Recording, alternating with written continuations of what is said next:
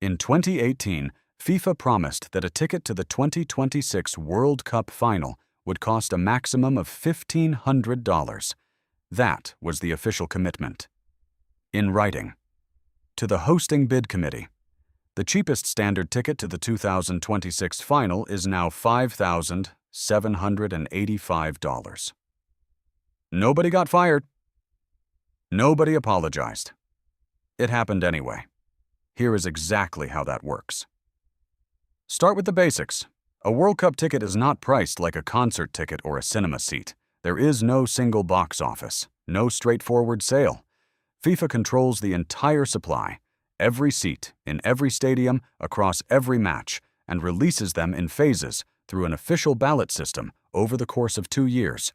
You apply, you wait, you may or may not get selected, and the price you pay depends entirely on which phase you applied in and which tier you qualified for. That is the system working as intended. Keep that in mind. Now here is the part that most people miss. FIFA does not actually need to sell tickets at a fair price. The tournament sells itself. Demand for a World Cup final is, functionally, infinite. There is no price point where interest disappears, which means every pricing decision is a choice, not a market outcome. When FIFA committed to $1,500 in the original bid, that was a promise about access, about who the tournament was for, about the fans, not just the revenue. They changed their mind, quietly, without announcement. By the time tickets went on general sale for 2026, the top-tier final seat had reached $10,990. That is not a premium. That is a different product for a different customer entirely. The fan who saved for a year to attend one match cannot compete with a corporate hospitality buyer on an unlimited budget. They are not in the same queue. They never were. A United States congressional subpoena was issued over the pricing. An actual legal investigation into football ticket prices. That is a sentence that has never existed before in history.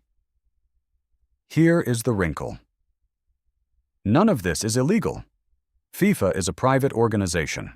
It sets its own rules, runs its own ballot, and answers to no government, except, apparently briefly, to a Senate committee in New Jersey.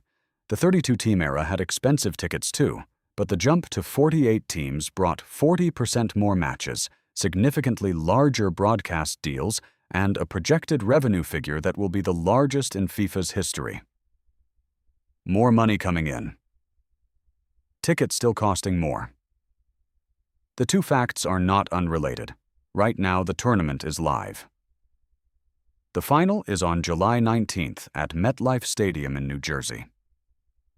Most people watching it will do so from a sofa. That was probably always going to be true. The sofa was always the better seat. FIFA made a promise in a bid document. The promise was broken by a factor of nearly 4. No legal consequence followed. The tournament happened anyway, because the tournament always happens anyway. The only thing that changed was the price on the ticket.